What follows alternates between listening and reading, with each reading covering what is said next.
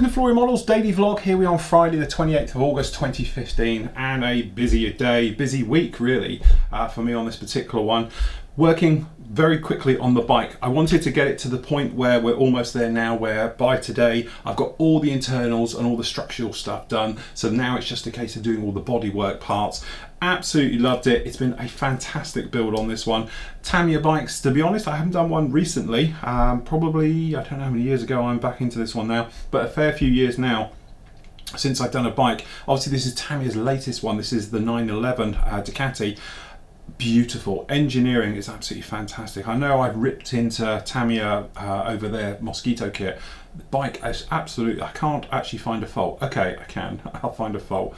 Their tubing they use for their hydraulics and their cable lines, things like that, is crap. It's the cheapest, most nastiest stuff you've ever done. And as I explained in the video for this one, if I had another option here, I would take it, because it just collapses on itself. When you bend it, it collapses. And also to put it in there, instead of them doing it in like round, to do it, I don't know if I've actually got a piece even spare. I've used most of it up now, but unfortunately they thought it's in a triangle shape and it just pinches together. It's just not nice at all. So unfortunately, you know, it doesn't look right particularly. I'd like to redo it at a later date. But apart from that, the actual bike itself, the engineering, the way it goes together, I love the way that anywhere that would be a bolt in real life, they've replaced with a 1.2mm screw to go through and actually take care of it, and you actually screw it together instead of gluing it together, which is absolutely phenomenal. The paints have worked an absolute charm on this. We've used AKs, we've used obviously for hand painting the Mr. Metal colours, and we've used the Vallejo's new metal colour stuff as well. All of them have worked flawlessly. No problem with any of them. They've gone absolutely down beautifully. They've kept it and everything else. One thing with all of them is a primer. To be honest, the black base primer that I've been using, which is around here, we've gone through half a bottle on this one. For the AK stuff, it's beautiful stuff. It goes down. To be honest, I've been using it for the plastic work, been using that and then been giving it a satin coat over the top to make things look like plastic. Works an absolute charm. Trying to keep this one as clean as possible all the way through. We want this one to be a total show bike, you know, so with no weathering, nothing on this whatsoever, right the way through to be honest, a tiny little bit of weathering I've done. Is the only part is on the rubber grips, just to give them a little bit of depth, but as I said, trying our best everywhere. To be honest, I came down this morning and found we've all had it. You know, you get that thing where you glued two halves together like we've done here, polished it, you know, no seam line in it whatsoever, and then later on you get a sink mark where that glue slightly pulls in afterwards. To be honest, I had that on this front mudguard this morning, and I know obviously on the kit one it shows it as being carbon fibre. I haven't got any carbon fibre decal, so I've elected to do it in sort of, you know, almost gloss black, which is what I've seen other ones of these have. So we've done it on that one. But instead it had a slight sink mark, so I ended up having to take it off, resand it, reprime it, repaint it until we're absolutely happy with it. Because I say, I want this one to be absolute showroom finish. To be honest, I would actually love to do this in the black. Seeing it like this, I think absolutely looks stunning, because the metalwork shows through and everything else. And I know by the time you get the fairing on it, you're going to lose most of it anyway. I just love the way the black works with all the metal colours on here. And they do in the box a matte black version. There's like a shadow version of it. Don't panic, I am going to go along with the red, so I'm not taking a quick cop out here before you think it is, but I have to put my hand on my heart, I'd love this thing in black. I think it would look lovely, but I'm going to do the red. So we've got 2-pack red, we've got 2-pack lacquer coat to go on top of this as well, to hopefully give us a beautiful finish. So this one is all primed up, it's all going to be turned white again, and then we're going to build up those colours. I'm going to show you next week about how it's going to go. So part 2 of this is up on the site now, talks about the engine, bringing all the engine parts together, bolting it together, and all those things like that. Okay, and then part 3 will probably get you to about here. Okay, and then parts 4 and following on from that, that will take us on to obviously working with 2-pack paint. Going to be completely separate from the bike, and then it will come together. We'll decal it and bring them together at the end of the actual build. But I have to say, the quality is Tamiya all the way through. It's everything I expect from them. It's beautiful. It all fits so very, very well. So much better than the Mosquito. Mosquito, complete letdown. Bikes, first bike I built now in probably 10 years. It's an absolute stun. It's Tamiya's latest bike, being the Ducati 1199. It just works, it goes together a treat. If you haven't done a bike before and you want to sort of learn some new skills, things like that, have a go at it, because it really is worth it. It's something really nice. It's small, it's on the bench, no problem. Unlike that, which was somewhat bigger, somewhat of a pain really all the way through, but really enjoyed it. completed off now. The base is done. To be honest, it's not a diorama. I was never going to make this into a diorama with trees, fences and all the rest of it. It was always going to be just a base for it to show it off. I'm a great believer in these bigger models. If they're not on a base, they get broken, okay? And that is because they get knocked. By having it on a base that will protect it. So it doesn't matter if it's going to a show, if it's at home or something else like that. By having the base on there, it will just protect it a little bit more. It's complete pain of a kit to build, if I'm honest, purely because of the build up of it. But from a actual build point of view, once you've cleaned it all up, actually it went together really, really well. No faults with it I can find anywhere. Ripped it apart completely. Okay, the engine didn't work and all things like that, but generally I did enjoy it. It's covered in little grassy bits, which I suppose adds to the base anyway.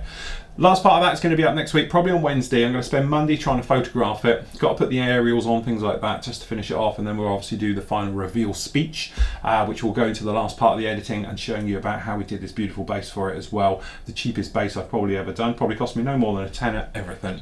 Okay, so from that point of view, it works out as a complete bargain. But I say that'll be in the last part, which is probably going to be up with you Wednesday. Hopefully we get some good weather, I can get it outside, get it photographed in natural daylight, because we're on this scale, it really lends itself very, very well. So that one will go up with you next week as well. So that'll be out of the way, which means then we can start on another very shiny project, which is the one behind me, which is the RB6 Red Bull from Tamiya kit as well. We've got that one coming along, and then it's going to be over to you guys to decide what I build next as the next full build. So what I might do is, because the voting is a little bit all over the place, pull the voting poll as it sits. I might then just literally take a photo of my stash, and then you guys can literally just say what you want, and then if you agree with that person, just hit them a like in the forum, and then the one with the most likes will go like that. I think that's going to be an easier way than having a poll and me just picking X amount. So literally, if you like what somebody has put up there in the actual thread, like that like, and then obviously it will just build. If it's got 20, 30, 100 likes, that's the one that I'll do as soon as the RB6 is finished, and we can work our way through. So it will include things like the new Tamiya Mosquito and all those things like that. One thing I do have to mention, it's one of those things, the X-Craft. Thank you to everybody who's told me everything I ever needed to know about this one. I'll be honest with you, when I was editing it, I suddenly twigged what it was, okay, and it was a case of, right, I know I've seen it before, I've seen the film of it, obviously when it went and attacked the Tirpitz, and the very daring raid of having the actual, these are mines on the side, or bombs, whatever you want to call them in the naval term, that actually detach from it. I know I call them ballast tanks, I do apologise, at the time I just wasn't thinking, okay, but yeah, this is the midget sub that actually attacked the Tirpitz when it was in, you know, in the fjord. The idea being it was, these guys go underneath it, detach the mines, they sit there, they get away nicely, and then they blow up. Although, am I correct in thinking one of these got stuck underneath it as the tide went out, and they had problems with it like that. Beautiful model, as I said, something quite simple, but actually being 1/35 scale, you can do a lot with it. So if you wanted to, you could do it in this metal effect under here, which is obviously for showing the light reflecting off of it, even though it's grey and all those things. So something a little bit different, but thank you to everybody. I must have had, what, 20 or 30 of you message me over last night and this morning telling me what it is. Yes, I do apologise. It was one of those mental mad moments this week. Sit, stay. That's it. So yes, thank you to everybody who got in contact and things like that. Right, okay, so that's about it for this week. Obviously on a Friday we tend to have a look back at your work, so this week I'm going to leave you with all your great finishes from the gallery in the Flory Models Forum. So till next week everybody, happy modelling and take care.